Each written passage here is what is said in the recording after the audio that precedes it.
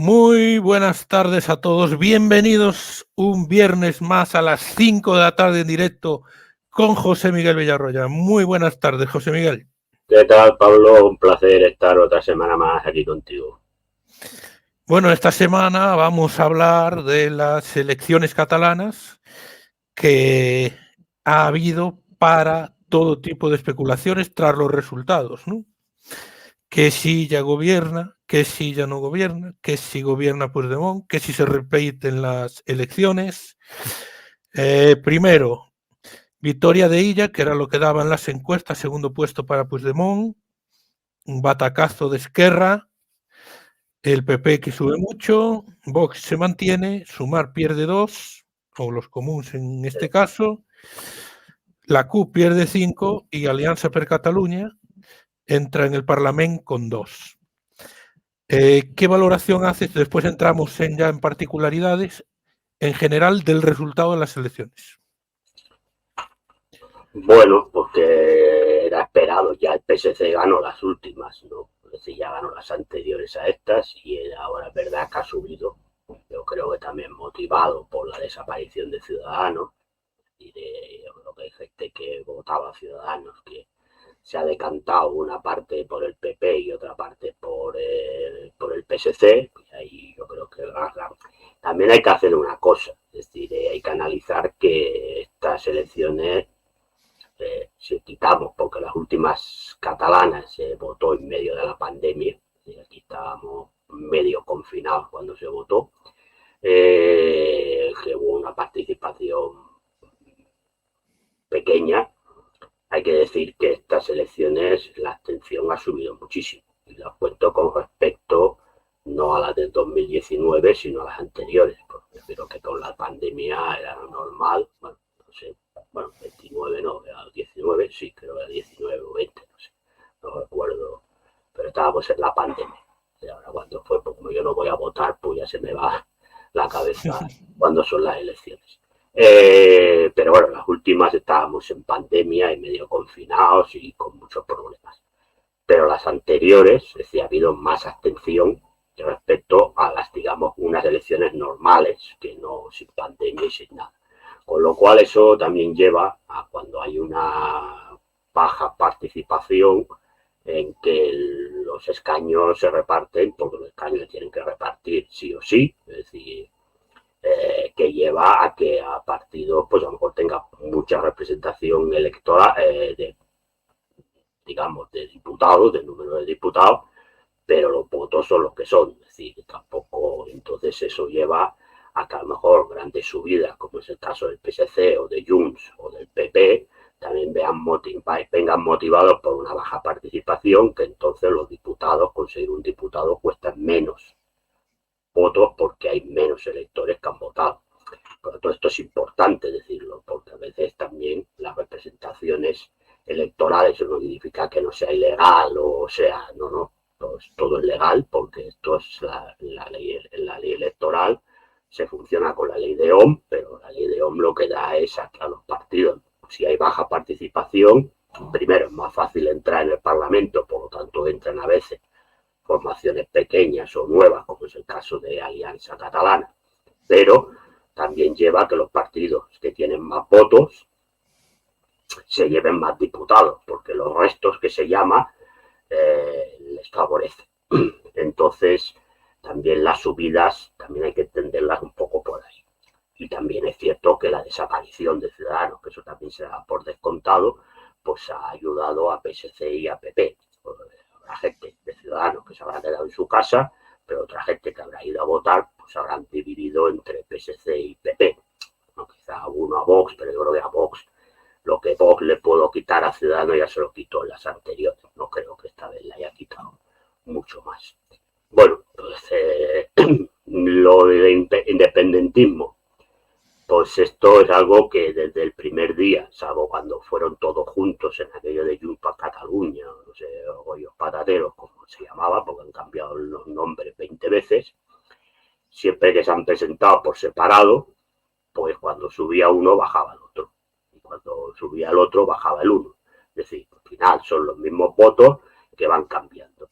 Supongo que habrá gente independentista que entiende que Republicana pues ha traicionado por pactar con el PSOE y demás, no sé cuánto, y ha votado a Junts.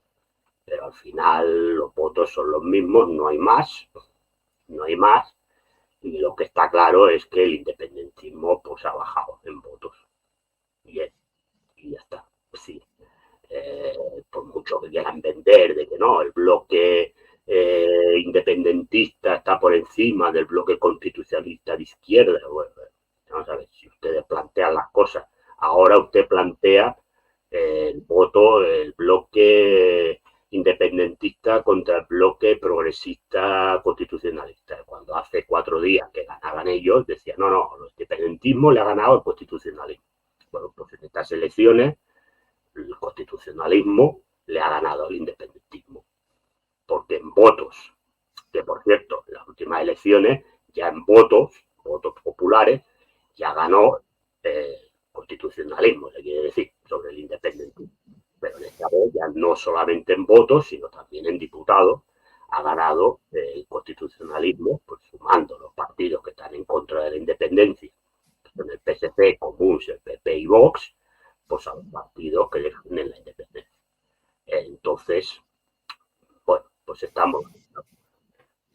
El gobierno, yo creo que el gobierno va a depender también de cosas, a ver qué pasa en las europeas, que son dentro de 2 días, y vamos a ver, hombre, posibilidades las que tú quieras. Que Puigdemont va a ser presidente, yo creo que es sueño húmedo que puede tener él, que creo que no se lo cree ni él, y aquí es ya presidente o convocarán elecciones otra vez, porque es que la aritmética parlamentaria no da para otra mayoría, sencillamente, porque por mucho que él hable del independentismo todos juntos, es que no suma, porque todos los demás le votan en contra, pues no suma, por mucho que él quiera meter motos las que quiera. Es decir, es que vamos a ver, una vez se han celebrado las elecciones y están constituidas las cortes, en este caso el Parlamento, lo que cuesta es la aritmética parlamentaria y los números de diputados que tenga cada uno. Entonces tú estás muy bien lo que tú quieras, pero si resulta que tú no tienes los diputados necesarios para ser presidente, no eres presidente, que es lo que le ha pasado a Feijóo en Madrid. Entonces, claro, Puigdemont puede decir lo que quiera. Primero está por ver que la CUP le vote, que esta es otra. Está por ver, porque claro, contar de que todos los votos independentistas te van a votar a ti, eso también está por ver. Entonces está por ver si la CUP te vota. Claro. Y está por ver también si es que la Republicana te vota. Entonces, empecemos por ahí. Pero aunque te voten todos, es que tampoco sumas. Porque los otros son más. Entonces, claro, el problema es que o gobierna ella o se repiten elecciones. No hay más. Porque, salvo que ya le diera los votos a Puigdemont, cosa que esto, vamos, lo veo, salvo que hubiera alguna cosa muy extraña en Madrid que le interesa, pero yo creo que si tocan las narices, Pedro Sánchez va a convocar elecciones generales. Sí, por lo tanto, claro, aquí la única salida que hay es esa, o gobierna ella o vamos a repetición electoral, no hay mucho más. Bueno, era una de las cosas que se hablaba tras los resultados. La posible condición de Puigdemont para seguir apoyando a Pedro Sánchez en Madrid, que lo invistieran a él presidente en Cataluña. ¿Tú la descartas o casi la descartas? Sí. Yo, hombre, no sé, porque Pedro Sánchez se puede descartar nada, ¿no? En este mundo. Pero yo creo que en estos momentos, y tal como le ha ido las elecciones, y veremos cómo van las europeas, yo creo que las europeas, que luego no valen para nada las europeas, pero su resultado, es decir, claro, si Pedro Sánchez sacara un resultado estrepitoso en las europeas, bueno, a lo mejor se lo planteaba, pero a ver, dando por descontado que las europeas las va a ganar el PP, si es una diferencia que no es abismal como daban las encuestas hasta ahora, parece que las últimas ya no le dan una... El propio Partido Popular reconoce que no va a ser una victoria aplastante como le daban antes, bueno, pues entonces se puede plantear Pedro Sánchez convocar elecciones. Y entonces, bueno, vamos a ver lo que sale en las elecciones generales. Pero vamos, a mí me cuesta mucho, ¿ves? Te repito, con Pedro Sánchez todo es posible en la vida. Pero a mí me cuesta muchísimo, muchísimo creer que Pedro Sánchez le vaya a dar la presidencia de la Generalitat a Carles Puigdemont, sí de claro. Otra lectura que hicieron algunos de la victoria de ella, que sale reforzado Pedro Sánchez por la victoria del PSC y por las circunstancias o por los resultados en conjunto que se dieron, también con la bajada del independentismo. Hombre, claro. Es decir, él puede sacar pecho y decir que la política que ha hecho hacia Cataluña le ha dado resultados, porque los catalanes al final, por lo que han votado, se le han reconocido a él, o al PS, en este caso al Partido Socialista, lo que ha hecho por Cataluña, de rebajar la tensión, de eliminar, no sé, y es verdad que ha derrotado al independentismo. Pues el independentismo, repito, juntando todos los partidos que se declaran independentistas, han sacado bastantes menos votos que los que no. Ya pasó, repito, esto pasó en la última, pero es que además en estos momentos han sacado menos diputados que los otros, con lo cual esto también se lo puede apuntar él, claro, es decir, la política, porque ya lo está haciendo, ¿no? Porque está diciendo los catalanes hemos votado por la concordia, el diálogo, etcétera, etcétera, con lo cual esto es, y es verdad que los resultados electorales también descolocan el discurso que tiene el PP respecto a la amnistía, respecto a Cataluña, porque si el PSC se hubiera pegado un batacazo o no hubiera quedado primero y hubiera quedado primero Puigdemont, por ejemplo, no sé qué, ahí el PP pues hubiera podido decir, ¿veis cómo la política de Pedro Sánchez, de la amnistía, lo demás, lo que ha hecho es que gane Puigdemont, volvamos a tener el lío y no sé qué? No, no, es que aparte no es que solo que haya ganado el PSC, es que ha aumentado en votos y en escaños. Con lo cual, eso a él, y es verdad que Puigdemont ha subido, pero repito, la subida en votos, que sí que tiene más votos que la última vez, tampoco es una subida espectacular. En diputados sí, pero repito, viene dado por el tema de la baja participación y eso, bueno, pues también, a ver, una cosa es lo que digan los políticos de cara a tal, pero luego son los análisis que se hacen internos, porque aquí cada uno, ya ver, aquí tienen sus analistas, hacen sus análisis y saben perfectamente que tampoco es una, aunque hayan ganado a Esquerra, que es lo que ellos querían realmente, quedar por encima de Esquerra, y han quedado bastante por encima de Esquerra, pues son 16 diputados más. El tema es que tengo 15, pero el tema es que evidentemente ellos saben, bueno, que los votos son de gente que va y viene, y que tampoco es una subida espectacular de votos. Por lo tanto, a ver, una cosa es lo que se diga de cara a la galería y luego otra cosa son los análisis internos que hacen los partidos. Alejandro Fernández decía el jueves que el proceso había terminado y ese mismo día Feijóo decía que no daba por terminado el proceso. Estrategia de partido desde Madrid y no sé si sinceridad desde Barcelona por parte de Alejandro Fernández. Bueno, Alejandro Fernández y Feijóo no tienen buena sintonía. Y se hablaba incluso de que Feijóo quería quitar a Alejandro Fernández y poner a una persona de su máxima confianza. Se habla del alcalde de Castelldefels, que se llama Manuel, lo conozco porque viene a veces a las tertulias que queremos opinar. No recuerdo la apellido. Es el alcalde de Castelldefels, que ahí sí que tiene buena, que incluso está en la Ejecutiva Nacional y tal. Finalmente, por temas internos del partido, lo que me dicen, se mantuvo Alejandro Fernández, ha sacado buenos resultados, por lo tanto a Feijóo le va a ser complicado quizás que sacarlo de encima por los resultados que ha sacado, y evidentemente Alejandro Fernández tiene distintas cosas, una visión un poco distinta. Evidentemente a Feijóo se le ha caído, repito, se le ha caído un poco el discurso, en el sentido de, claro, ellos lo que han estado vendiendo o diciendo es que, claro, que con esto de la amnistía y lo que le ha dado el PSOE a los independentistas, pues esto lo que iba a hacer era que el independentismo subiera más, porque ellos decían, ves, como nosotros somos decisivos y no sé qué, y la realidad es que no. Entonces, claro, el discurso es, a ver, el procés desde el punto de vista político está acabado hace tiempo. Otra cosa es que mantengan el discurso y mantengan las cosas. Yo ya te dije que me preguntaste hace unos días sobre el tema de la independencia en Cataluña, te dije que no es el tema principal de la gente en estos momentos. Digo, en general, la gente que sí, que será su tema vital e importante de la vida, la independencia. Pero el tema vital de la gente en estos momentos es como en el resto de España, ver cómo pasamos el mes. Este es el tema. Entonces, el tema de la independencia es un tema que ha ido cayendo.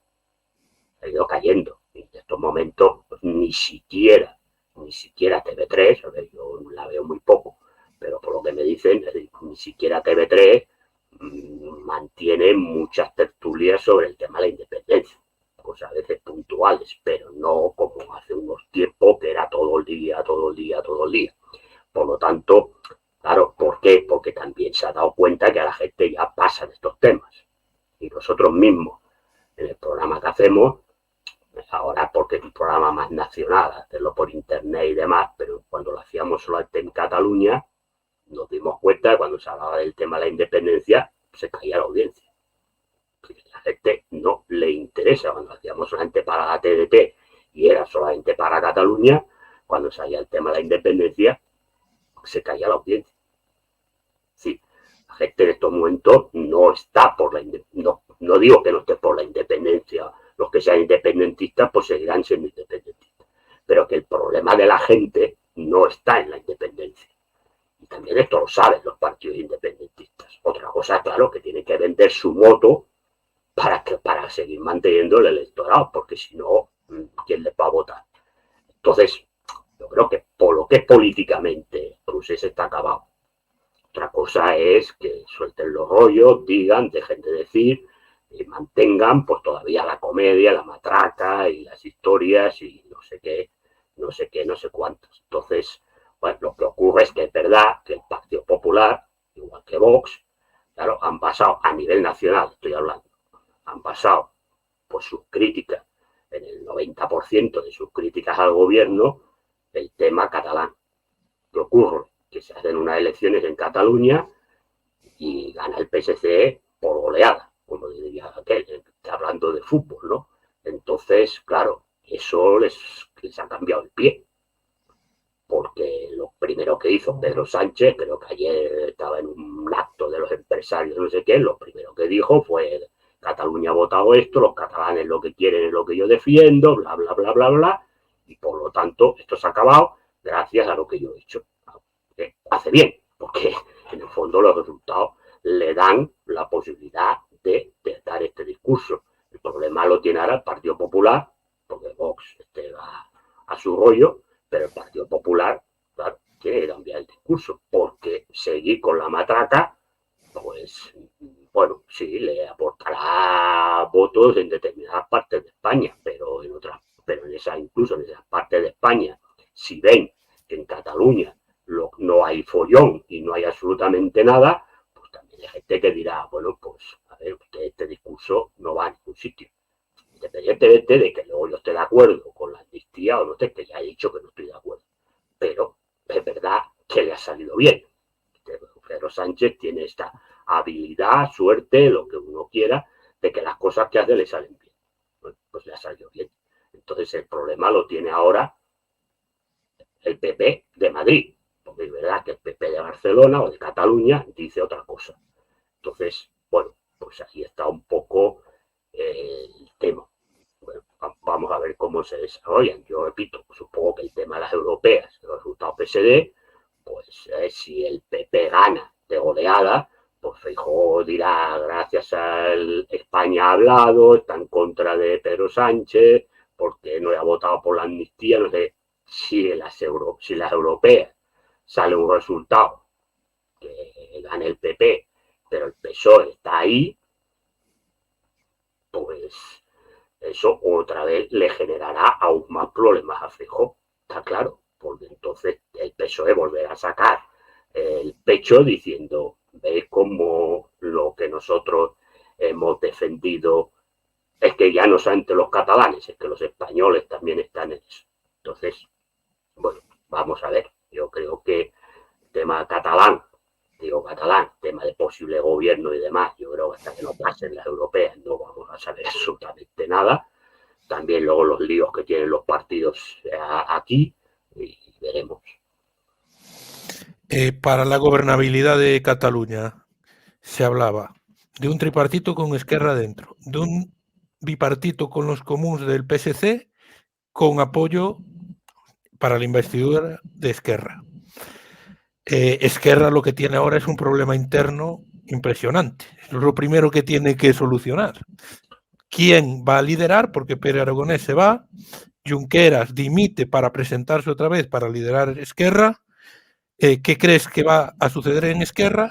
Y después, ¿qué crees que va a decir Esquerra sobre un posible gobierno de ella? Bueno, el tema es que Esquerra tendrá que decir algo antes de su congreso, porque el congreso es en noviembre y es evidente que los plazos no llegan hasta noviembre. Es decir, el congreso, el parlamento me parece que se constituye a primeros de junio y a finales de junio hay la primera sesión de investidura. Entonces, Esquerra tendrá que decir algo antes de llegar a esa fecha. No puede esperar a noviembre en función de quién gane el Congreso. Entonces, Esquerra algo tendrá que decir.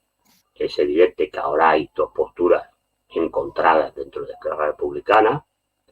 El hecho de haber tenido este resultado electoral tan malo, pues le da alas a los sectores más críticos que ya no estaban muy a favor de los pactos con el PSOE y demás, y habrá que ver, pero claro, el tema de la investidura tendrán que decidir algo, es decir, o bien que entran en el gobierno, o que le apoyan, le dan el sí en la sesión de investidura y se quedan fuera, o que votan que no. Pero estas tres posturas yo veo muy difícil que entren. Yo esto sí que no lo descarto, porque en política todo es posible en la vida, pero yo ese escenario lo veo más complicado, bastante improbable, y entonces el tema está en si dan un sí y entonces pues gobernaría ella con los comuns y ellos se quedan fuera, o bien deciden votar que no. Yo creo que estas son las dos opciones que de aquí a finales del mes de junio son las dos opciones que tiene Esquerra, que puede aportar Esquerra. No veo ninguna otra. Sí, yo veo muy difícil que tal como está el partido dentro entre, porque ahora hay una gestora. Y evidentemente la gestora, aunque esto hagan se vota la militancia o una cosa de estas, yo veo muy difícil que presenten la posibilidad de entrar en el gobierno. Y bueno, veremos. Esto es un tema interno del partido, no tengo yo mucha información de cómo funciona el partido internamente y cómo está. Entonces, bueno, veremos de aquí a noviembre qué línea se impone. Si se impone la línea de Junqueras, pues en principio serían las cosas, hombre, algo más radicales, porque alguna cosa tendrá que hacer, pero más o menos seguirá una línea parecida. No, si entra la línea más radical, pues entonces ahí es evidente que Pedro Sánchez lo va a tener más difícil. Por eso digo que yo no descarto que Pedro Sánchez convoque elecciones ya. Digo elecciones generales. Algún histórico dirigente de Esquerra como Joan Tardá ha dicho que no era partidario de bloquear la gobernabilidad. Bueno, pero estos son... Sí, lo he escuchado, pero estos a Tardá lo conozco. No hace, pues venía a nuestras tertulias. Pero claro, son personas que están fuera del partido. Yo no sé qué peso puede tener Joan Tardá ahora dentro del partido. Lo que ha dicho es que la repetición electoral es un suicidio y que él es partidario de eso, de darle la investidura, pero no entrar en el gobierno, que sería la opción que defiende, por lo que aquí me llega, lo que es la dirección del partido. Pero claro, como han dimitido, pues hay una gestora, tampoco se sabe qué dirección hay, ni qué va, pero lo que la idea que tenía la dirección del partido era esta, facilitar la investidura a ella, Sí, darle el sí, pero quedarse fuera. Y que entonces ya gobernara con los comunes. Esto es, pero bueno, pero esto lo veremos ya porque el Parlamento se constituye ya mismo y el otro día salió las fechas, si no recuerdo mal, la primera fecha de investidura para finales de junio, más tardar primeros de julio, pues algo tendrán que decir. No se puede esperar a noviembre que hagan el Congreso y se sepa qué ejecutiva hay.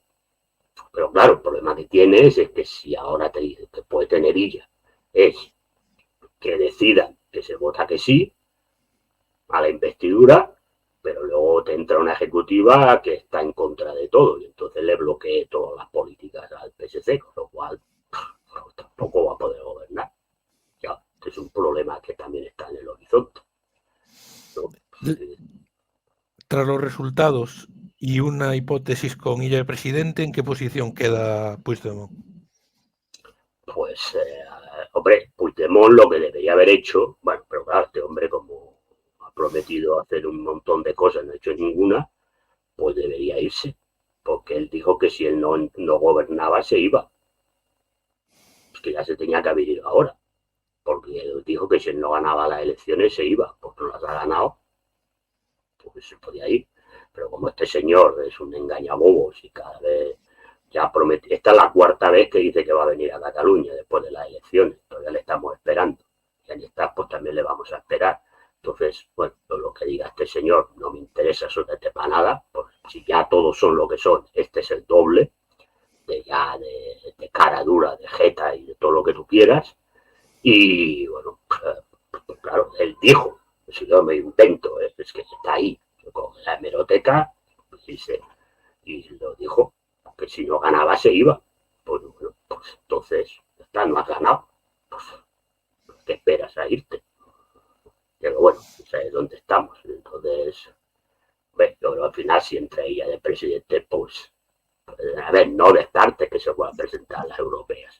Bueno, creo que no, porque no sé si ya se tenían que haber cerrado las listas, pues no se habrá presentado.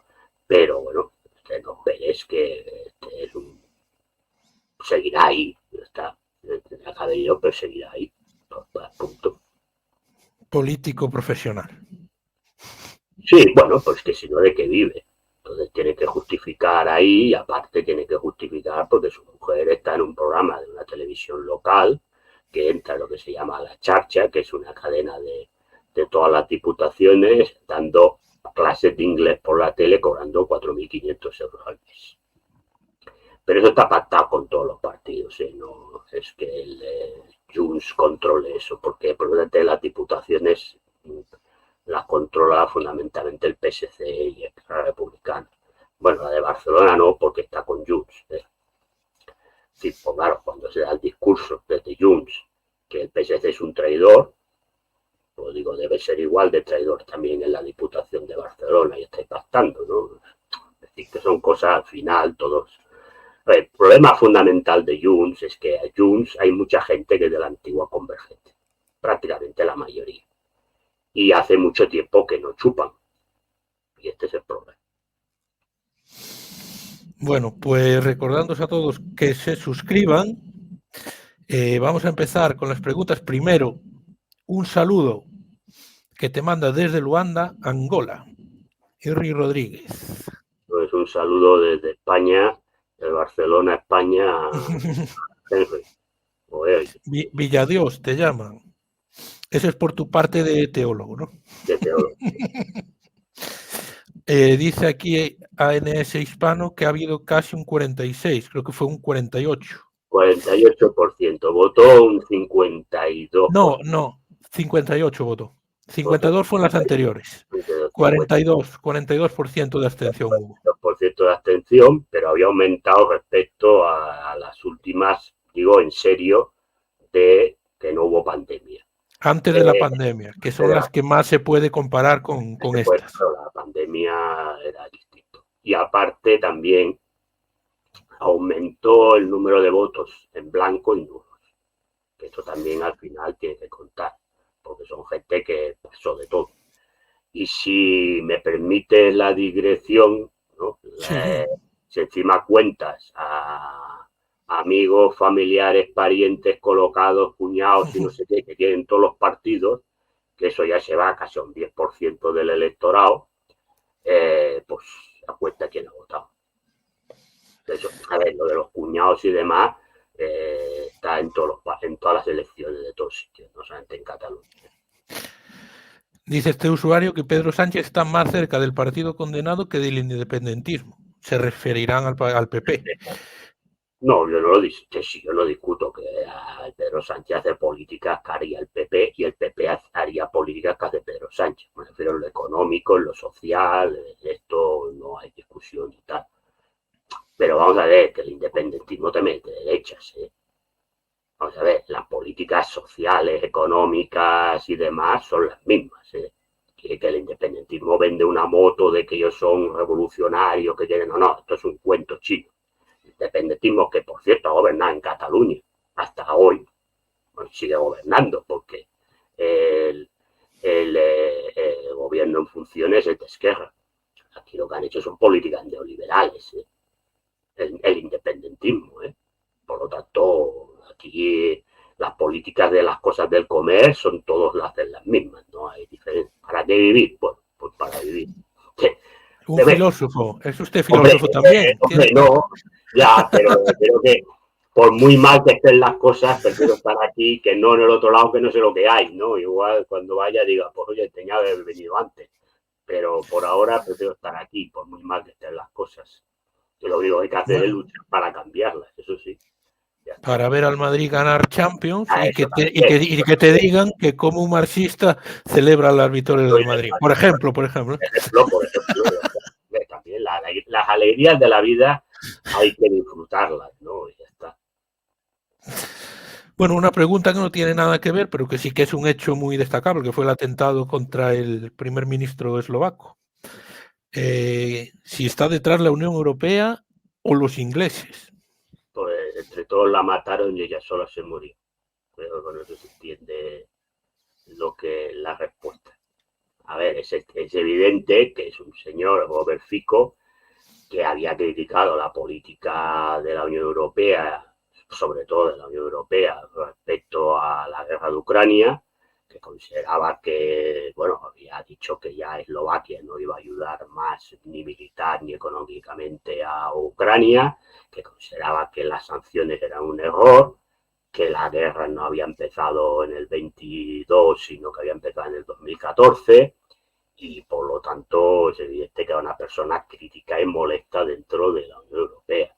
Hombre, es casualidad que a la única persona que le hagan un atentado sea a un primer ministro que está en contra de la política de la Unión Europea y de la OTAN, ¿no? Entonces, bueno, no, casualidades de la vida, bueno, pues son casualidades. Hombre, es difícil entender, ¿no? Que te digan que este señor que le ha disparado es un prorruso, cuando este señor declara que está en contra de la política prorrusa del señor Fico, con lo cual, hombre, yo creo que como dice aquel, blanco y en botella leche, y ya las cosas se entienden. No contempla la hipótesis de que sea un loco, simplemente. Bueno, los locos siempre aparecen. A ver, hombre, si a una persona la utilizan porque no está bien de la cabeza, porque nadie en su sano juicio se va a dejar utilizar para ir a pegarle un tiro a un ministro que sabes que te van a coger y te vas a pudrir en la cárcel 1000 años. Igual te matan luego los tuyos para que no hables. Es decir, que, bueno, pues supongo que este señor bien de la cabeza no debía estar, pero eso no significa que no haya detrás más cosas. Esto pasa igual que lo de hoy en Francia contra la sinagoga. Pues es que casualidad que hay un atentado contra una sinagoga justo en el momento en que la popularidad de Israel está por los suelos dentro de Europa y hay manifestaciones, no solamente de estudiantes, sino de mucha gente en contra del Estado de Israel, en contra de tal. Entonces, claro, se produce un atentado de también un zumbao que le va a pegar el fuego a la sinagoga y que además quería matar al rabino. Bueno, claro, entonces ya, pues, son cosas que siempre hay que contar con ellas que pasan, ¿no? Y ya está. Que el señor esté en Francia estuviera zumbado, yo no te digo que no esté zumbado, pero que alguien, la mano que mete la cuna son otros, esto está muy claro. Bueno, supongo que se referirá al PP, que ha vuelto a sacar el comodín de ETA. Sí, pues, porque eso no lo saca, ¿no? Bueno, sí, sí. Bruno Courtois. Esta es la pregunta clave. Esta es la pregunta clave de la vida. Bueno, lo hemos hablado en el programa del Madrid, ¿no? Entonces le invito a que vea el programa que A las hacemos 9 de la noche la respuesta. en la respuesta en el programa que hemos grabado del Madrid. Te acaban de mandar un mensaje por LinkedIn, no sé si tal, Cuando acabemos de hacer el programa lo leeré. Ahora no lo voy a que a hacer. ver si le resulta interesante. Pues espera, le contestaré cuando acabemos el programa. Dicen aquí Bodo Illner Oh, fue pero hace creo que ya no está 26, 8 años que llegó al Madrid. creo que ya no está para jugar, ¿no? Dicen que las elecciones son una pantomima y una ficción. Nadie vota nada porque los resultados son previamente conocidos a que la gente incautamente vote. Se debe de empezar por ahí porque todo es un show. Bueno, yo le llamo la payasada electoral burguesa. Hombre, no sé si los votos están puestos ya. No creo, no, tampoco tienen necesidad, porque al final también sabe que quien va a votar, vota normalmente los partidos mayoritarios de siempre, ¿no? Entonces, pues y como tampoco va a haber un cambio sustancial en la política, gobierne uno, gobierne otro, pues entonces tampoco eso, ahora que es un show y una pamplina, eso sí.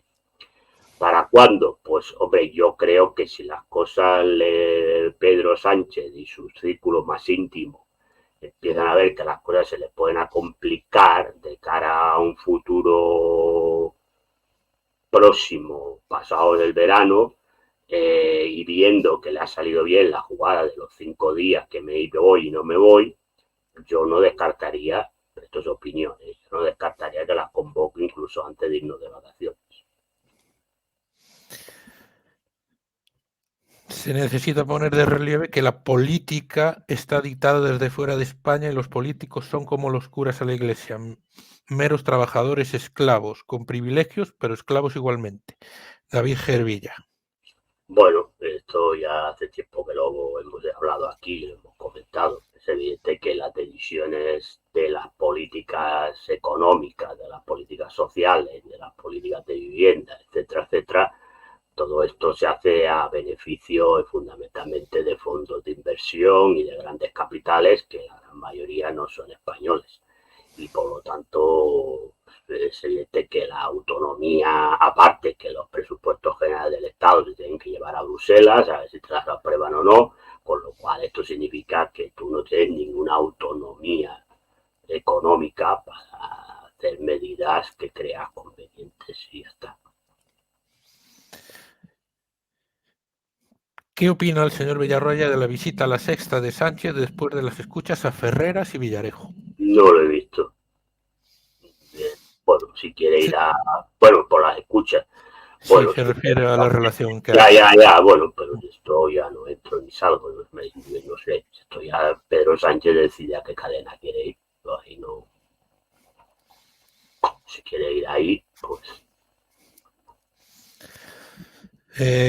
Habrá más programas del espacio de Villarroya durante estos meses en el que no hay queremos opinar. Espacio Villarroya de aquí o del otro. ¿Qué opina Bueno, de los nuevos misiles nucleares de Rusia que superan los escudos antimisiles?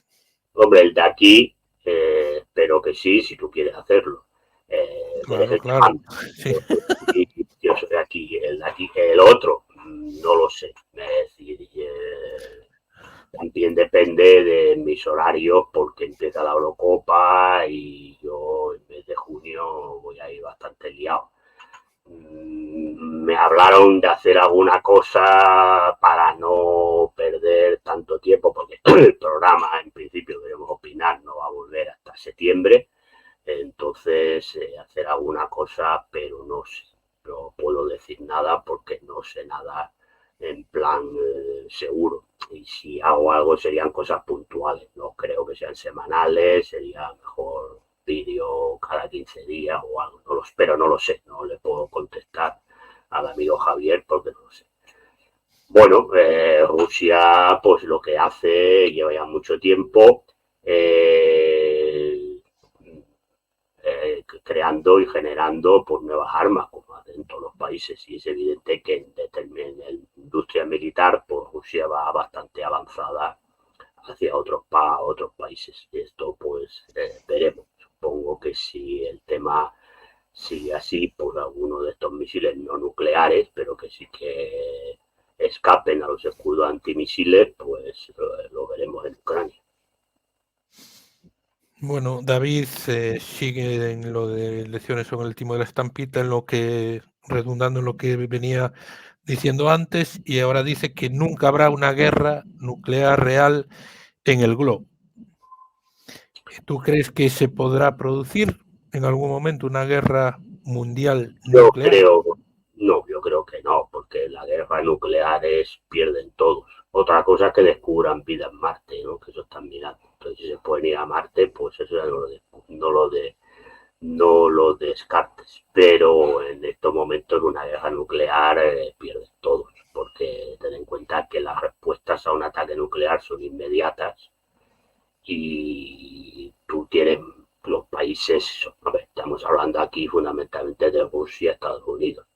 Entonces tienen muy poco margen de maniobra para destruir todo el arsenal nuclear del enemigo. Entonces, en el mismo momento en que se produce un estallido de un misil nuclear en uno de los dos países, se produce una respuesta inmediata. Entonces no hay preguntas de, oh, ha pasado, es que uno se ha equivocado, el otro no. Esto es una respuesta inmediata. Entonces es muy complicado. Y entonces ahí pierde todo el mundo. Después que pueda uno u otro ganar la guerra. Pero perdería, porque tener en cuenta que la respuesta inmediata son miles de misiles que van para otro lado. Entonces, es decir, al final también a ti te van a dar. Esto no es como cuando la Segunda Guerra Mundial, uno hace un bombardeo porque tiene más aviones y el otro no te puede contestar porque no tiene tantos aviones. En estos momentos la respuesta es inmediata. Por lo tanto, el día que caiga, solo que caiga uno, o que Rusia dispare a Estados Unidos dispare a Rusia. Más fácil Estados Unidos que dispare a Rusia porque el protocolo de Rusia es que si no le atacan con armas nucleares, ellos no utilizan las armas nucleares. El día que caiga uno, la respuesta es automática. En el momento que ha caído se dispara. Entonces, yo lo veo muy complicado. La cosa es guerras convencionales, incluso con algún armamento nuclear táctico, que este es otro tema, ahí eso ya no lo descarto. En un momento, en algún conflicto, utilicen algún armamento nuclear táctico que le llaman, que es de baja potencia, pero no deja de ser nuclear, eso no lo descarto que lo pudieran utilizar. Pregunta que no le gusta responder al señor Villarroya sobre Frente Obrero. No es que no quiera contestar, es que ya he hablado bastante de las cosas, entonces me parece absurdo volver a abrir debates con Frente Obrero que ya he tenido. Ya lo que tenía que decirle al Frente Obrero y a Roberto Vaquero, eso lo dije en su momento, y no tengo ganas de volver otra vez a abrir el debate y el melón. Punto. No es que no le quiera contestar a la persona, que ya he tenido el debate. No tengo ganas de perder más el tiempo. Bueno, hace unas semanas vi que cogieron un corte de nuestro programa sobre Stalin para comentarlo un miembro de Frente Obrero. Bueno, que hagan lo que quieran, una vez está en la red. Yo lo que digo es que los vídeos, si se ponen, que se pongan enteros. Lo que no se puede es hacer manipulación y poner trocitos que a ti te convienen. Porque los trocitos que a ti te convienen y sacas frases de contexto, se puede entender una cosa, se puede entender la otra, la contraria. Entonces yo lo único que le pido a la gente, a mí me da igual si están de acuerdo o no están de acuerdo con lo que yo digo. Eso es otro tema. Pero yo lo que digo es que si utilizan cosas que yo digo, o las que dices tú, Pablo, en este caso, ya que era el programa que pongan el vídeo entero. Pero lo que no vale es, yo no he visto el corte que han hecho ni sé lo que dicen porque me interesa un pepino, hablando en plato y más. Pero yo lo que digo es que pongan el vídeo entero. Porque si yo hablo de Stalin y hablo 2 minutos de Stalin, que pongan los 2 minutos. Lo que no vale es poner 20 segundos. Esto es lo que no vale. Lo que decían básicamente es que la primera pregunta que hubo ese día fue sobre el Frente Obrero y tú fue cuando lo contestaste.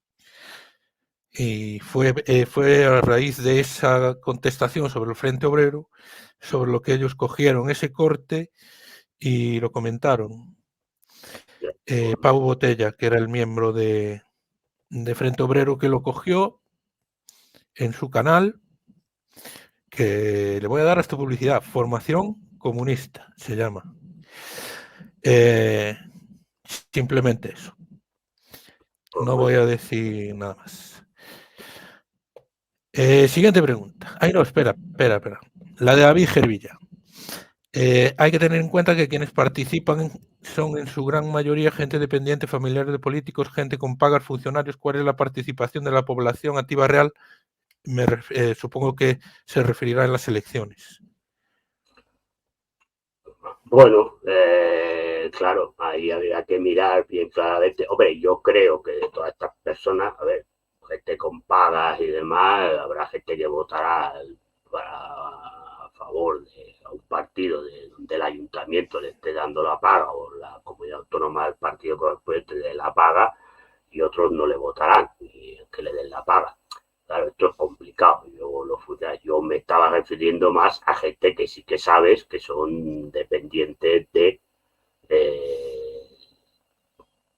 un partido X, porque son gente que, bueno, o bien están dentro del partido militando, sus familias, etcétera, etcétera, o bien, claro, son gente que tienen familiares ahí, gente que está asociada, gente que que a lo mejor trabaje gracias a ellos.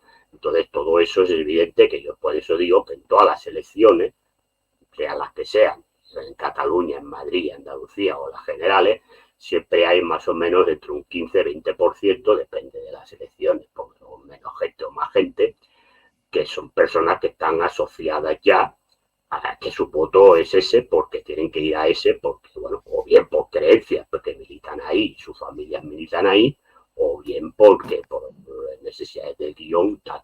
Yo los funcionarios no los metería así, como es verdad que los funcionarios votan mucho, son una parte de la población por actividad laboral que más vota, pero yo conozco a funcionarios que trabajan en una administración que gobierna el Partido Socialista y votan independentistas, y al contrario.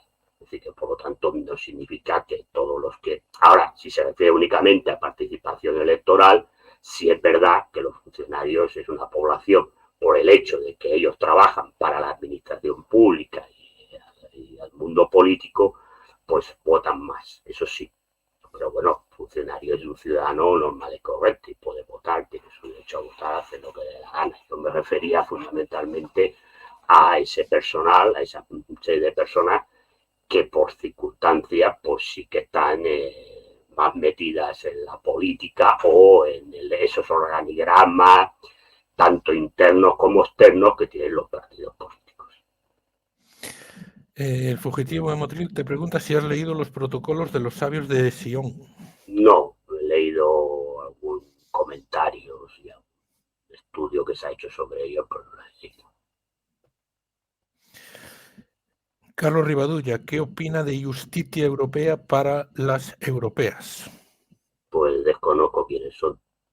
Yo no me preocupo mucho de los partidos políticos o grupos o tal que aparezcan y no puedo opinar porque no sé quiénes son. Esto lo vas a entender tú.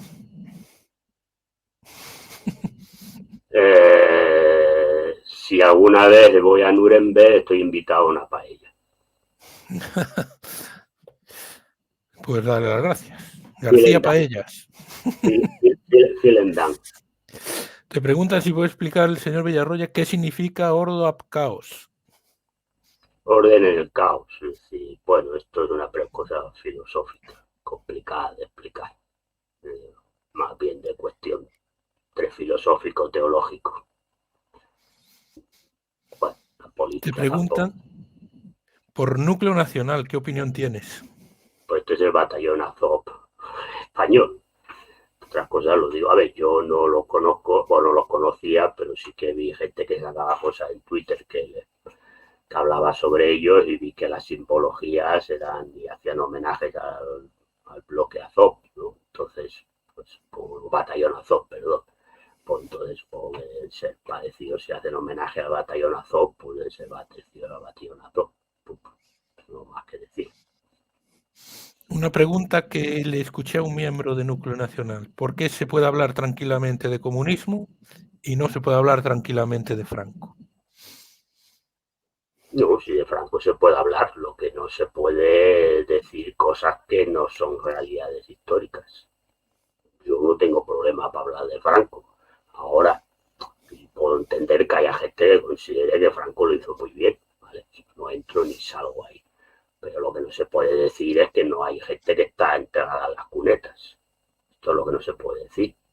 Lo que no se puede decir es que los partidos políticos estaban prohibidos. Y si tú no eras adicto al régimen, o te llevaban a la cárcel o te amargaban la vida. Esto es lo que no se puede decir. Luego, pues hablar de Franco, podemos hablar de cosas que hizo o no hizo o dejar de hacer en la política. Pero claro, tú tienes que partir primero que Franco llega al poder con un golpe de Estado y una guerra civil. Golpe de Estado a un gobierno legítimo, porque aquí no había habido ninguna revolución proletaria. El Frente Popular gana unas elecciones. Puede gustar más o menos las elecciones, pero gana unas elecciones. ¿No? Y se le da un golpe de Estado. Entonces, esto es por lo que se tiene que partir. Y a partir de ahí, pues, podemos tener una discusión sobre Franco. Yo no tengo nada de que se hable de Franco. Yo lo que digo es que las cosas se tienen que decir. Lo que no vale decir es que Franco llegó aquí para salvar a España. No, no. Esto es opinión de una ideología política, que Franco llegó para salvar a España. Dato histórico es que Franco, no solo Franco, sino Franco y otros militares dieron un golpe de Estado para tumbar a la República. Se acabó la película. Este es el tema. Ya está. Luego, evidentemente, el que considere que es que se dio un golpe de Estado, porque aquí venían los comunistas, los bolcheviques, iban a... Pero eso ya son opiniones particulares. El tema es que se dio un golpe de Estado y que luego una represión durante muchísimos años, donde se fusiló a gente, se metía a gente en la cárcel por estar en contra de las ideas que este señor y los que le rodeaban tenían. Ya está. Empecemos por ahí. Y a partir de ahí, pues podemos hablar de la época de Franco, que yo la viví. La parte de ella la viví, de mi vida. Y yo viví la época de Franco. Ya hubo uno que me criticaron porque decían que yo había nacido en la España franquista. Y dice, ¿qué cojones quieres que haga yo? Eso fue la culpa mía, ¿no? Entonces,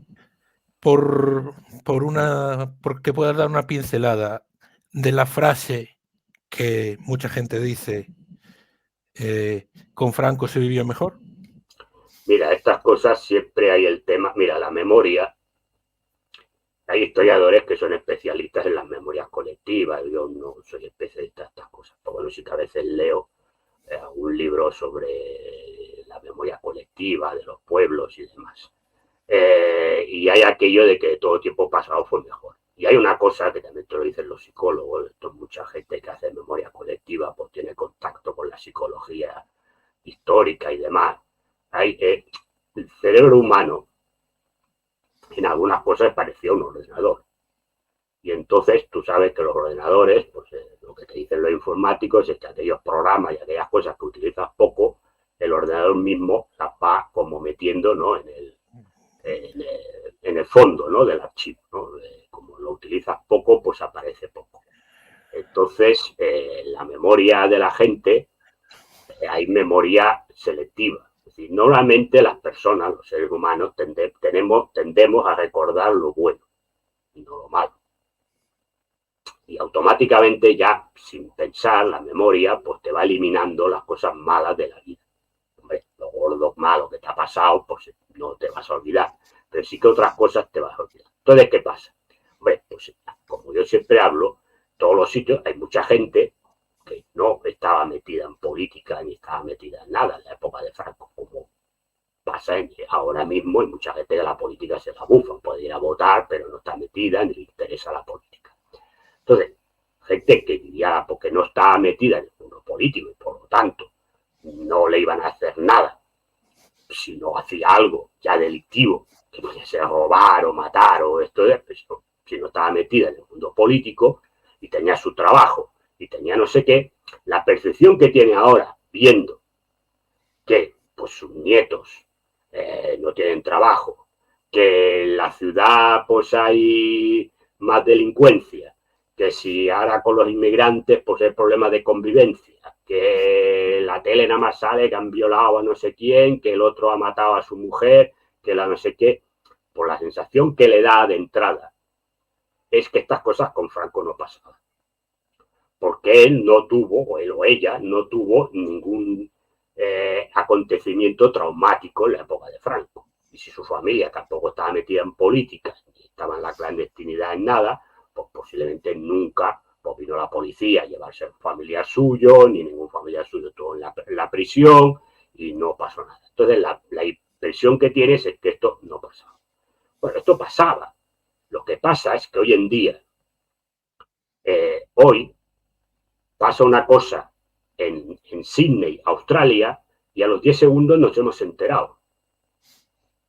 Y en la época de Franco pasaba una cosa 3 calles detrás tuyo y no te enterabas. Si no alguien te lo decía. Porque no existían redes sociales, porque no había nada. Y por lo tanto, si no pasaba delante tuyo, pues no te enterabas de que las cosas pasaban. Pero las cosas pasaban. Porque en las ciudades, pues había gente que mataba. Había violencia doméstica también. Si no, hombre, recordemos el programa de Elena Francis. Mujeres que escribían allí que mi marido me pega, no sé qué, y la otra, bueno, no la otra, porque no existía Elena Francis, ¿no? Hay que aguantar, esto es el mundo, Dios te premiará. Pero muchas mujeres escribían eso. Es decir, también había violencia doméstica. También había muertes de gente que asesinaba. También había violaciones. Había robos en los metros de los carteristas, etcétera, etcétera. Es decir, que estas cosas, lo que ocurre es que estas cosas, si no te pasaban a ti o le pasaban a alguien que tú conocías, no te enterabas.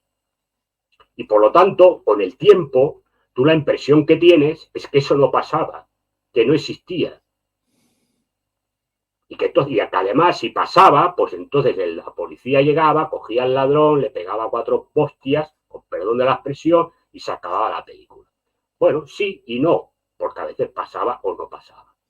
Pero a veces pasaban cosas que no nos enterábamos, porque al régimen no le interesaba que se enterara la gente. Porque se pegaba a gente porque había la ley de vagos y maleantes, y si te pillaban a determinadas horas de la noche en según qué sitio, te metían en la cárcel. Y se perseguía gente por orientación sexual. Es decir, que las cosas pasaban, claro que pasaban las cosas. Claro que pasaban las cosas. Y había corrupción política, lo que pasa es que nadie tenía narices de decir nada porque si ya sabía lo que había. Pero gente que estaba y luego gente que te ha contado cómo se pagaban las obras y cómo se pagaban las licencias de obra, el permiso de licencia de obra en ayuntamientos, etcétera, etcétera. Es decir, que en la época de Franco, las mismas cosas que pasan ahora también pasaban. Lo que pasa es que no nos enterábamos. Y entonces, el recuerdo que tiene la gente, es decir, hombre, no, yo iba a trabajar, trabajaba, me pude comprar un piso, claro, comprar un piso, te lo podías pagándolo en 50 años, que mucha gente tuvo para pagarle el piso en 40 años. Y hay que recordar cuánta gente se fue de España porque aquí no podía comer. Claro, es que las cosas en Franco también pasaban lo que pasa ahora. Lo que pasa es que, repito, como no existían redes sociales, no existía nada y solamente había una televisión, que era televisión española, porque no se llamaba la primera, no, era televisión española porque no había ninguna más. Luego salió el UHF, que luego por el tiempo fue la 2, pero que emitía solamente por la noche. Y de radios había 4 o 5, Es decir, claro, no te enterabas de nada si no te pasaba a ti o a alguien de tu cercanía. Pero es que estas cosas también pasaban en la época de Franco. Ya está. Entonces, es decir, yo lo que digo de Franco se puede hablar, claro, y además no es que se puede, es que se debe hablar. Pero lo que digo es que empecemos hablando con cosas, poniendo las cosas como son. Luego, oye, si la gente considera que Franco era maravilloso, pues el que lo considere, lo considere. Yo no voy a entrar, yo no lo considero, pero el que lo considere, que lo considere. Ya está. Pero, a ver, vamos a decir, es decir, cuando se dice, es que esto no pasaba, sí, sí, sí pasaba. Sí pasaba. Sí pasaba. Porque además había gente, y esto yo tengo porque lo vi, señores que se abrían la gabardina, iban en pelotas y se lo enseñaban a las niñas en la puerta del colegio. Entonces, decir que no pasaban estas cosas que vemos hoy en día, pues claro que pasaban. Claro que pasaban. Claro, lo que pasa es que si no lo veías, pues no te enterabas. Punto. Entonces, pensar que con Franco todo era maravilloso y es que entonces no pasaba nada de esto y no sé qué, bueno, claro, es la memoria que tenemos. Entonces, la memoria de que tú hacías unas cosas y que si no te metías en política, no te metías en historia y tú te dedicabas a trabajar, pues al final te pagaban y te podías pagar el piso y alguna gente, pues hasta te pudo comprar una torrecita o un piso, una segunda vivienda mejor en la playa o en su pueblo para ir de vacaciones o no sé qué, y que ahora no se puede. Bueno, pues, pero es que esto ya pasaba entonces. Y ese boom que se dice, que se vivió España, se vivió una época muy concreta de la época de Franco, que fue los años 60, porque de los 40, del 39 hasta casi finales de los 50, miseria y compañía en España. Y cuando llegó la crisis del petróleo, miseria de compañía, y ya vivía Franco, bueno, en los últimos años de Franco. Ya empezó a haber problemas de despidos y gente tal. Es decir, que los años de bonanza de Franco, que es el periodo de que Franco se vivía muy bien, son 7, 8, 9 años. Se acabó la película. Esta es la realidad. Esta es la realidad y no hay más. Punto. Te vuelven a preguntar sobre el Frente Obrero. Igual son del Frente Obrero que vienen a tocar esto. Dice que falta de respeto por no haber contestado la anterior sobre el Frente Obrero. Creo que no es incorrecta la pregunta para que se la salte. Quiero decir que José Miguel, cuando la contestó, pues hubo problemas con Frente Obrero, que no los quiere tener, ya lo ha dicho, punto fuera. Es que no hay más explicación. La respuesta está dada, no quiere más problemas con ellos, punto pelota, no sé qué problema hay. ¿Es posible que el comunismo se implante en España en el futuro? ¿Lo veremos nosotros? Bueno, yo no soy futurólogo. Entre mis capacidades de la vida no está la evidencia ni está el conocimiento del futuro. Yo en estos momentos, que si tuviera que hacer un análisis actual del momento, te diría que en estos momentos no. Ahora, el futuro es muy amplio, ¿no? No sé qué futuro se refiere. Si un futuro que, como dice que lo veremos nosotros. Bueno, yo no sé la edad que tiene él. A lo mejor si es una persona joven o tal, pues puede ser. Yo, repito, el futuro no lo sé. No desconozco qué puede pasar en el futuro. El tema ahora, yo si me pregunta a un corto, incluso te diría medio plazo, diría que no. Ahora, a lo que pueda pasar más adelante con las circunstancias y demás, pues A grandes rasgos, te pregunta Monse, ¿cuáles serán los principales temas de conversación en China de Putin? pues fundamentalmente hablarán, a ver, de mayor cooperación económico-militar, esto es lo principal que hablarán de las diferencias que tienen ambos países con Estados Unidos y la Unión Europea.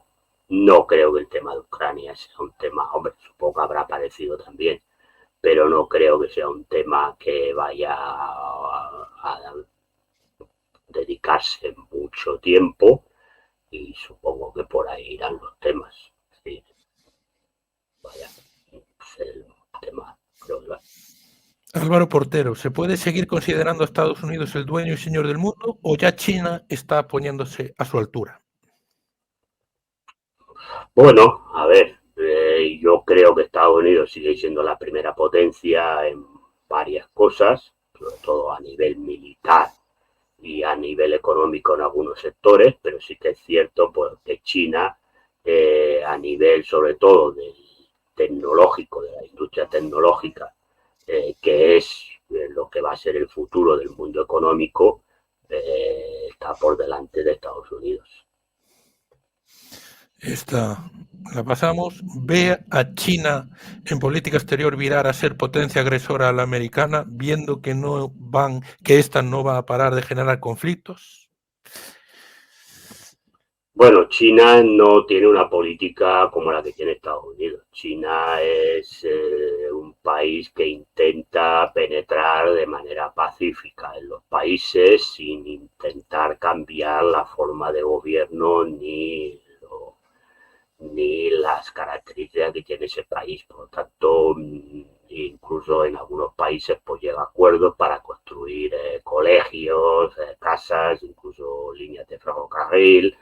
Entonces, digamos que la penetración económica de China en otros países es distinta a la que hasta ahora ha hecho Estados Unidos, ¿no? Que era más bien una política de dominación y que si no le interesaba el gobierno que salía de unas elecciones o demás, pues intentaba montarle o les ha montado golpes de Estado para echarlos, ¿no? Entonces el tema de China es distinto. Que llegue a ser China la primera potencia también, bueno, eso también se verá, ¿no? Es decir, que dependerá de muchos factores. Es decir, no, y hay que verlo, ir viéndolo tiempo a tiempo. Te preguntan, Álvaro Portero, si en algún lugar hay democracia plena. Bueno, las que son democracias tipo burguesas, no. A partir de ahí, a ver, yo en países donde no hay una democracia burguesa, como es el caso de Cuba, sí que entiendo que hay una democracia plena en cuanto a la participación de los estados, de los ciudadanos. Estamos hablando de Estados Unidos, se me iba a la cabeza, de la participación ciudadana, ¿no? Entonces sí que creo que ahí sí que hay una participación, ya no digo electoral, digo sí que hay una participación por las asambleas que se hacen a nivel de barrios y demás, que sí que puede ser más plena la democracia. Dice Rubén G3M, si vamos a hacer una revolución, ¿por dónde empezamos? ¿Consiste en ir 100.000 personas convocadas por redes al Congreso de la Moncloa y asaltarla? Bueno, no sé si esto es delito. Eso es delito primero, ¿no? Pero eso ya lo hizo aquellos que se llamaba cuando el 15M rodea al Congreso y demás, ¿no? A ver, yo creo que la revolución es una cosa más seria. El Congreso se puede asaltar, pero ¿asaltar para qué? Claro, para saber lo que quieras hacer. Pues para ir allí delante del Congreso y que no nos metan en la cárcel por la Audiencia Nacional porque nos acusen de terrorismo, pues no creo que vaya a ningún lado. Es decir, yo creo que la revolución se prepara. Y la revolución tienes que contar con un apoyo importante de la población, entonces la población se levante, no solamente para ir al Congreso, no se levante para verdaderamente tener ganas de cambiar las cosas, ¿no? De transformar la sociedad, no convocando a gente para que vaya al Congreso. Pero me imagino que no es lo que decía, lo ha dicho en tono irónico, entiendo que ya en tono irónico la pregunta, y tiene razón. No sé si quieres contestar esta, porque no hay más Yo tertulianos. no decido los tertulianos que van a queremos opinar, entonces no lo sé. Entonces ya preguntarle a quienes deciden los tertulianos que van. Pregunta masónica de Fernando Fernández Vargas. Señor Villarroya, en su opinión, ¿qué influencia tiene la logia de Gran Vía con Paseis de Gracia en la política catalana actual? Es Paseo San Juan, no Paseo de Gracia. Bueno, hay algunos miembros de la logia que están en partidos políticos catalanes importantes, entre ellos en el PSC, mayoritariamente en el PSC. Desconozco mucho el tema de las logias masónicas, es decir, sí que tienen influencia y demás, y están metidos también en otros partidos políticos.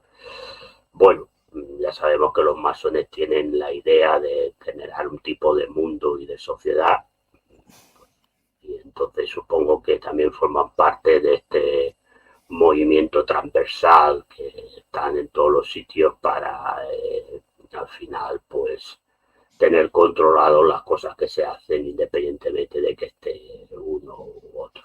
Es una biblioteca que hay muy famosa, que es de la logia. Una logia no se esconden de que son de la logia masónica. Y precisamente de un, ahora no recuerdo el nombre de la biblioteca, pero fue alcalde de Hospitalet, de la ciudad donde yo vivo. Para una anécdota, el ayuntamiento de Hospitalet, la entrada principal, para subir al despacho del alcalde, cuando entras por la entrada principal, hay unas escaleras de mármol, son 37 escalones contados, que son los 37 grados de las logias masónicas. Te preguntan aquí... Rosendarus, perdón, ahora me ha venido el nombre, la biblioteca es Rosendarus, y este señor fue alcalde de Hospitalet y es masón reconocido, y la biblioteca es masónica. Hay que decir, yo he estado en la biblioteca esta, porque hay que decir que tiene la mejor fondo para la gente que le pueda interesar, iba en Barcelona o Cataluña y por ahí, tiene el mejor fondo histórico y bibliográfico sobre el movimiento obrero español, fundamentalmente catalán, pero también español. Fernando Fernández Vargas, señor Villarroya, Franco tuvo gran relación con Joan March, el banquero mallorquín. Bueno, nos hemos cambiado de lado. Este a su vez le dio un contacto con la Standard Oil de Rockefeller.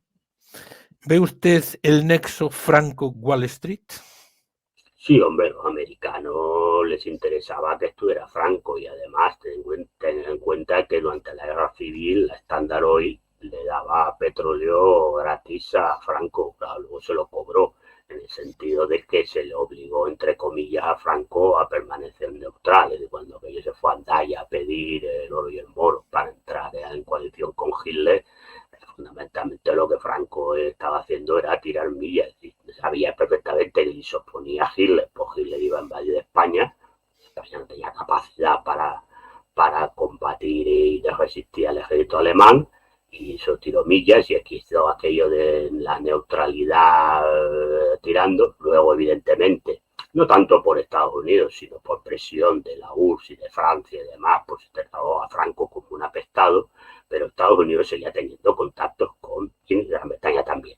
Pero, y luego, pues hay que decir que en plena Guerra Fría, pues se pactó, se hicieron los tratados hispanoamericanos, ¿no? Y vino Eisenhower y demás, aunque bueno, el plan Marshall no nos llegó. Esto ya lo explica Berlanga muy bien en la película Bienvenido Mr. Marshall, ¿no? Que pasó así, y ya no lo vimos, pero verdad que había muchos nexos entre... ¿Por qué? Porque España se consideraba un país estratégico, porque cierra el Mediterráneo, la puerta de entrada, es una de las puertas de entrada y salida al Mediterráneo, y por lo tanto un país que estratégicamente le convenía a Estados Unidos tenerlo de su lado. Por lo tanto, no hubo ningún problema entre Franco y Estados Unidos. Dice Ricardo Cede que el golpe de Estado de Franco pudo estar justificado por el caos que existía durante la República. Lo que no está justificado es el régimen dictatorial que se instauró. No, el golpe no está justificado, aunque existiera un caos. Es decir, el ejército tiene que estar sometido al régimen político. Es así. Entonces, por lo tanto, un ejército que se levanta es un ejército golpista. Independientemente de la situación, sea buena o sea mala o sea regular. Cuando el atentado contra Hitler el 20 de julio de 1944, los militares que participan en el golpe, ellos mismos tienen ya uno de los problemas que tienen personalmente, que ellos lo piensan, es que en el fondo están siendo unos traidores, porque están violando un juramento, que es un juramento de lealtad a un poder político. Es decir, y podemos estar de acuerdo con que mataran a Hitler, moralmente. Pero eso no quita la situación. Entonces, que la situación de la República en el año 36 fuera un caos o fuera lo que sea, no deja de ser un golpe de Estado y no justifica el golpe de Estado.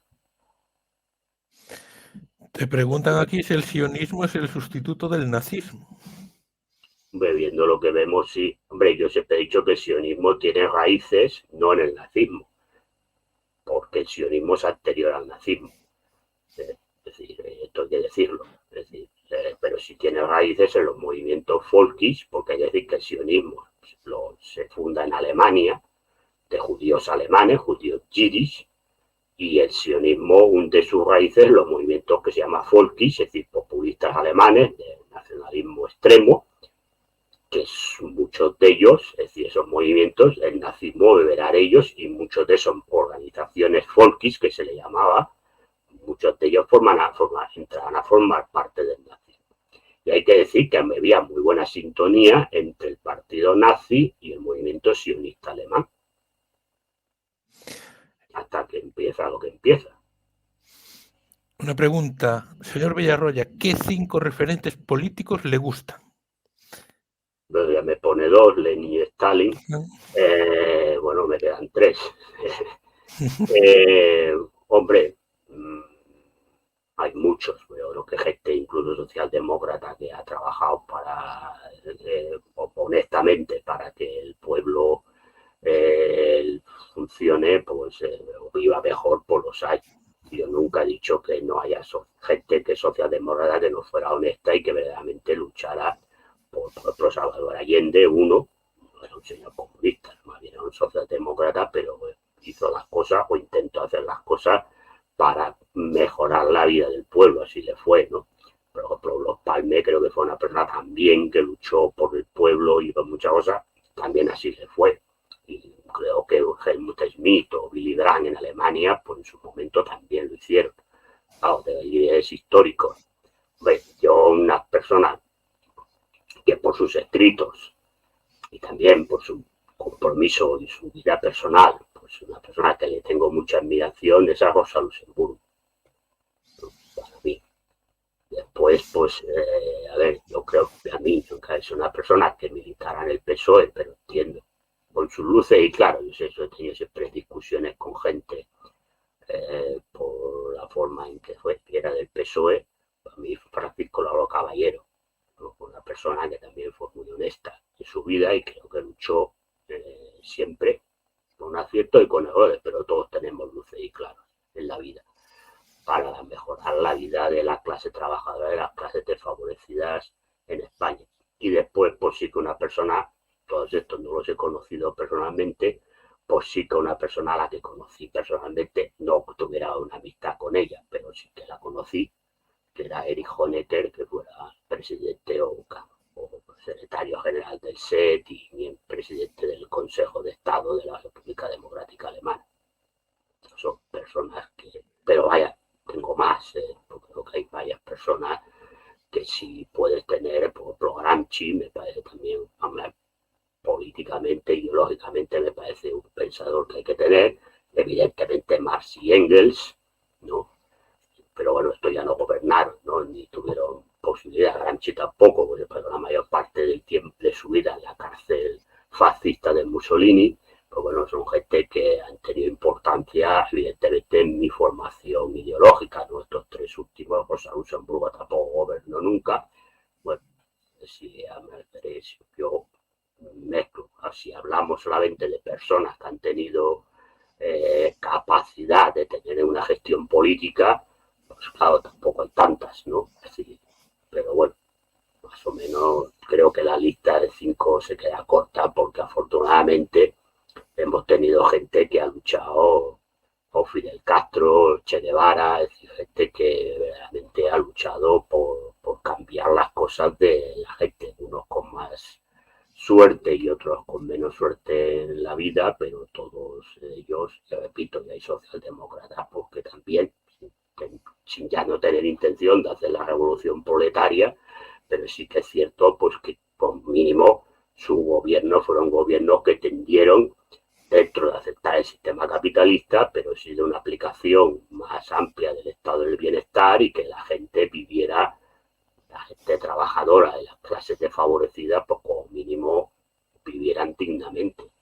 Y eso, pues dentro de lo que se podía hacer o les dejaban hacer o lo que quieran, pues bueno, pues es también de agradecer. Pues Julián Dita parecía un español, no lo conocí personalmente. Pues bueno, Julián Dita es una persona, como mínimo, yo hay cosas que no compartía con Julián Dita, pero como mínimo me parece que era una persona moralmente y éticamente irreprochable. Sobre todo no estoy de acuerdo, o mis discrepancias mayores son los con el apoyo que dio a Podemos en los últimos tiempos, pero luego me pareció una persona como mínimo, incluso Cayo Lara, me parece como mínimo, al menos éticamente, una persona como comportamiento ético. También puedo tener sus diferencias con algunas cosas de las que decía o hizo, pero me parece que el comportamiento ético de Cayo Lara cuando se fue a cobrar el subsidio agrario o la pensión agraria, pues me parece que demuestran pues, comportamientos éticos y que siempre, repito, con sus errores que pudo tener cuando dirigía Izquierda Unida, pues como mínimo la intención que tenía era pues, mejorar la vida de la gente, ¿no? Esto es un poco, a veces también te tiene que quedar pues con comportamientos éticos de las personas. Bueno, le recordamos suscribirse. La última que te voy a pasar. Hay aquí una discusión en el chat entre unos que dicen que con Franco España era tercermundista, otros dicen que era la octava potencia mundial, y el fugitivo Momotril, que le tienen bloqueado un comentario, solo lo puedo ver yo, por cuestiones de YouTube, no mías, dice que con Franco se pagaba un piso en 10 años. Que no mientas, dice. Siempre 10 años era mucho tiempo, ¿eh? Claro, es que hay que ponerlo en perspectiva. Claro, ahora se pagan 30 o 40 porque los años son, yo he dicho 10, 20 años. Hay gente que las pagaba en 20 años, depende de la nómina que tenía. Pero decía 10 años en aquella época era mucho tiempo también. Claro, las cosas son, y los precios no eran ahora de los pisos. Claro, ahora un piso te cuesta 200 o 300.000 euros, es evidente que con el interés que te da el banco y no sé qué y no sé cuánto, pues los bancos te daban o te pagaban el piso o demás, no ponían unos intereses tan grandes como ponen ahora. Lo que sea tercermundista o de la otra vez, es cierto que en los índices de la ONU aparecía como el octavo país del mundo. Bueno, yo no voy a entrar ni en eso, porque a mí las cosas estas del PIB y demás, pues creo una cosa es el PIB, y entonces eso no te lo va a discutir nadie, y otra cosa es luego la política microeconómica y cómo vivía la gente. Y la gente, pues, había gente que vivía muy bien, de puta madre, y había gente que vivía, bueno, pues vivía normal, iba haciendo su vida, y luego la mayoría pues iba tirando como podía, porque si no, no se hubieran ido 2 millones y pico de españoles fuera. Lo digo porque, claro, si todas las cosas eran maravillosas aquí, pues no se hubieran ido toda la cantidad de gente que se fue fuera de España a trabajar. Lo digo que ya está. Yo no digo que todo fuera un desastre en la época de Franco, independientemente de que yo estoy en la antípoda de lo que defendía Franco, pues no voy a decir que, pero siempre digo que nadie es un desastre gobernando, pero hace algo, hace bueno, que sea por equivocación o equivocándose, alguien hace algo bueno cuando gobierna. Pero digo que todo fuera un desastre, pero no era tampoco lo que nos quieren vender algunos, de que esto era una maravilla, genial, fantástico, aquí todo el mundo tenía trabajo, no, todo el mundo trabajo. Y hay que recordarle que muchísima gente era pluriempleada. Muchísima gente era pluriempleada. También hay que decir que, claro, cuando se dice, no, que hay menos paro, no sé qué, la mujer, la mayoría de las mujeres no trabajaban. La mayoría de las mujeres no trabajaban. Porque el régimen lo que defendía era que las mujeres tenían que estar en casa. La gran mayoría, sí que había mujeres que trabajaban, pero la mayoría de mujeres, les recuerdo, que no trabajaban. ¿Sí? Es decir, claro, es que hay que poner las cosas en el contexto. Por eso digo que podemos hablar, se puede hablar de Franco. No es que se puede, es que se debe hablar de Franco. Pero las cosas hay que ponerlas en el contexto, ¿no? Entonces, claro, si tú ya tienes una parte de la población que no trabaja, ¿por qué? Porque se está pagando las pensiones de viudedad. Porque las mujeres no trabajaban. La pensión de viudedad tenderá a desaparecer cuando se mueran las personas, sobre todo que tienen ya de 80 para arriba, las mujeres la pensión de viudedad prácticamente desaparecerá. ¿Por qué? Porque ya las mujeres cobrarán su pensión de jubilación. Pero en aquella época las mujeres no trabajaban, la gran mayoría de mujeres no trabajaban. Entonces, claro, eso hacía que el mercado laboral también tuviera menos demanda, porque había menos gente que iba a trabajar, ¿no? Y luego había profesiones en las que estaba prohibido que fueran las mujeres a trabajar. En algunas estaba prohibido. Entonces, ¿en qué trabajaban mayormente las mujeres? Pues el tema de labores del hogar, es decir, bueno, pues entendernos, de limpieza de casa, etcétera, etcétera, o de modista, como mi madre que era modista. Trabajaban en estas cosas, aparte de las del campo, que estas siempre trabajan y no las dejo fuera, porque también es un trabajo, aparte de cuidar la casa, van al campo, y igual que ahora, ¿no? Van al campo, es verdad que ahora tienen unos derechos que antes no tenían, pero estaban en el campo, hacían las mismas labores que el hombre en el campo, y luego hacían las labores del hombre. Pero me refiero que fuera de lo que era el mundo rural, los trabajos que tenían las mujeres era muy poco. Trabajar en una oficina, a lo mejor como secretaria, dependienta en una tienda, y algunas, sobre todo hijas de la burguesía, pero pocas, pues daban clase en la universidad o en algún instituto de privados, estas cosas. Pero eran las menos y eran hijas de la burguesía. Pero la gran mayoría de las mujeres no trabajaban. Empiezan a entrar en el mercado laboral, y así es verdad, porque uno ya no, en la época de Franco yo conocí ya en la empresa, sí, pero era ya a finales de la época de Franco, cuando los tecnócratas del Opus y demás entienden que se necesita para el mercado laboral. Pero durante tiempo, a ver, Escalera, las mujeres no trabajaban, la única que trabajaba era mi madre. Te dice aquí el fugitivo que qué problema hay de que las mujeres no trabajaban, ejercían de madres. ¿Dónde está el problema? No, Y antes de Franco las mujeres trabajaban. Son sí, cuestiones culturales de sí, Franco, las mujeres, no de Franco. durante la República, las mujeres tenían, a partir de que se estableció incluso el derecho a voto, las mujeres tenían derecho a trabajar donde querían. A ver, que había profesiones que las tenían prohibidas durante porque se consideraba que las mujeres no eran capaces físicamente, por ejemplo, en una obra, en un taller, no sé qué, era una cadena de producción, o en el ejército, o en la policía, pero la mujer durante la época de la República podía trabajar. A ver, Franco lo que hace es prohibir la labor, excepto para determinados trabajos, prohíbe la labor, el trabajo femenino. Y hay que decir que las mujeres que iban a trabajar tenían que ir, las que eran solteras, con un permiso de su padre. Y la nómina se le pagaba al padre. Y cuando estaban casadas, tenían que ir con un permiso del marido y la nómina se le pagaba al marido, no a ellas. Esto es la realidad. Entonces, que ejerzan de madres, también ejercen de madres ahora. Es decir, y los padres ejercemos de padres. Yo no tengo hijos, pero los que tengáis hijos, que sois padres, pues ejercéis de padres. Lo que digo es que las mujeres tienen derecho a hacer con su vida lo que les dé la gana.